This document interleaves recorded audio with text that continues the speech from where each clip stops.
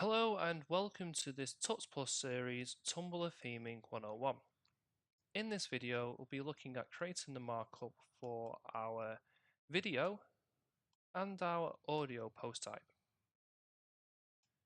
As you remember from the previous video, we created the markup for our chat and quote post types. So what we're going to do is we're going to follow the same pattern. I just want to clarify to make sure that you are writing your your post type blocks inside the blog post and inside the article element or whatever element you decided to use, and above the footer element or whatever element you decided to use for the footer. So again, we'll just go to the documentation and then we'll go to the post section and then we'll find the block for audio. And surprisingly, that block is called block audio. So in our markup, we'll include the block.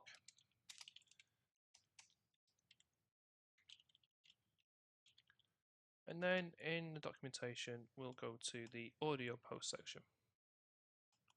There we go.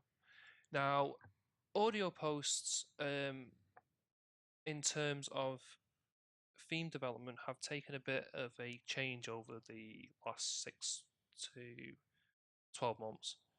When I first started coding Tumblr themes, we would use a Flash-based audio player and we would have to create the markup for the album art, the album title, the album, the artist, and the song name. However, Tumblr recently updated its audio player, and its audio player now looks like this. Everything here, this is actually a screenshot, but everything on this audio player is included with one variable. So you include one variable and you get the player, the equalizer, the song name, the artist, the album art, etc., which is really cool. And the icing on the cake is that this audio player is responsive. So we don't really need to worry about what happens when different users visit the site. So again, just go back to the documentation. Just worth pointing out whilst I'm here that this design doesn't actually have a caption. The photo, the audio, and the video post types all have captions. And to keep the theme consistent, I'm going to include a caption even though it's not on the design. So back to the documentation, and straight off the bat we have the block caption and then we have the variable caption. So I'm just going to put them straight in.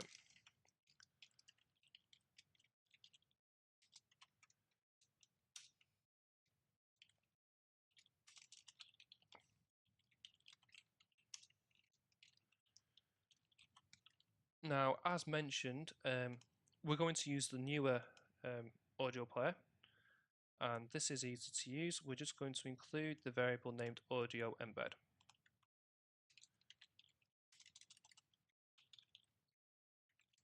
There we go.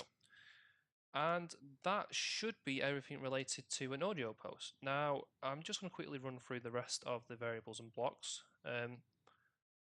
So there is a safeguard for the audio embed, a block for the audio embed. However, I'm not 100% sure on using this purely because the way I see it is if the theme or if Tumblr is saying this post is an audio post, then really we should have an audio embed. So I don't really see the need to safeguard it. You can include it if you want, but for preference, I'm just going to keep it the same as using a video and a photo. So you'll find out in the later part of this video itself how the video embed works and that it doesn't have a safeguard. So again, we have an audio embed. According to the documentation, this defaults to 500 pixels wide. Then you can specifically state a size, so 250, 400, 500, 640. Very similar to how anything with where you can specify a size works with the Tumblr theme variables, so like your images, etc., etc. Then this block audio player relates to the old audio player, the old Flash audio player, and you could get the audio player a default. I believe it was grey. And then you could have the audio player in white, you could have it in grey, or you could have it in black. You used to be able to also provide a raw audio URL so that iPhone users could get around not being able to play Flash files. Or sorry, iPhone users could get around not being able, not having Flash support on the phone, so you could actually play the audio directly on an iPhone's audio player. You can also display a play count, so the number of times a audio clip in a post has been played. Now, as far as I'm aware, this number relates to how many times the audio post has been played since it's been uploaded to Tumblr, not as in a global statistic. Again, this play count is safeguarded, so there's a block play count, and there are several options. You have normal, you have your standard string play count, you have a formatted play count, which will include punctuation, and then you have a play count with label, so it'll include the play count and then plays afterwards. You also have the option, like the photo post type, to include a link to external media. Now, when I say external media, in the photo post type, this was the high resolution version of the image, whereas here is a link to an MP3. So you would use the block external audio to check if there is a link to the external audio, and if there was, you'd use the block audio external audio URL to then return this URL to the MP3. And then finally, these last four relate to the old player again. This one would give you the album art URL, this one would give you the artist name, this one would give you the album, and this one would give you the track name. Again, I'm skimming these because I don't really see you using them in any future theme development. However, that is just my preference. If you don't like the current audio player and you prefer to use your own audio player, etc., feel free to use these. So that's the block audio complete. And finally, for the last part of this video, we're going to look at the video post type. Now, again, there's a reason why I've grouped the audio and video, because they are very similar. They're actually quite similar to how the photo post type works. So again, same pattern, posts, but for the block for video, surprisingly, block video, we'll include that block.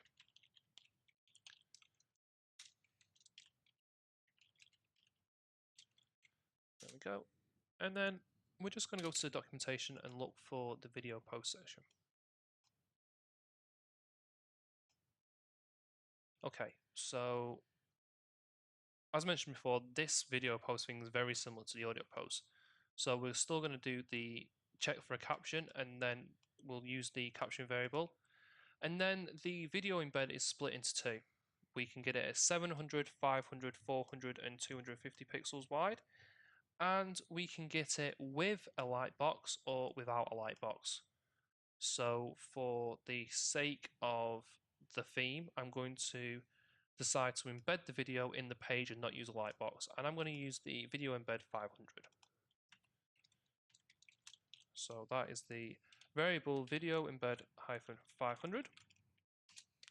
Again, it's worth mentioning that the video embed and the audio embed don't actually need any markup in terms of styling, because these are embeds. So Tumblr will provide the iframe and then the content inside that.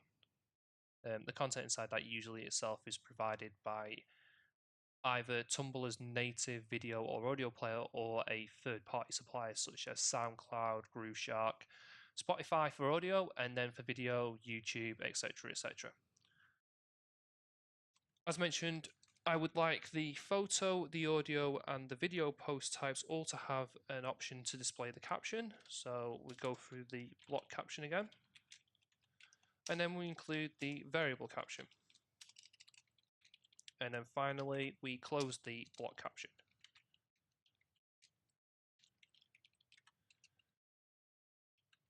And that is our video post type taken care of. Now, again, I'm just going to go through the rest of the variables and blocks available. So we have a play count, which is the number of times this post has been played. We have the formatted play count, so again with punctuation, play count with label, again with the appending plays. And then we have two little blocks and variable combinations, which I find very interesting, and I'm actually quite looking forward to using these. Firstly, we have the video thumbnail block, and then a video thumbnail URL, and then we have the video thumbnails, plural, yeah, plural, and then we have the video thumbnail variable. Now, what this will do is if the network that you are embedding the video from supports it, you can get some thumbnails. So, for instance, if you're putting up a YouTube video, you can return the thumbnails for this. Now, the reason I like this is twofold. Firstly, if you're doing a masonry or an isotope or a packery based theme, just a word to mention, I absolutely love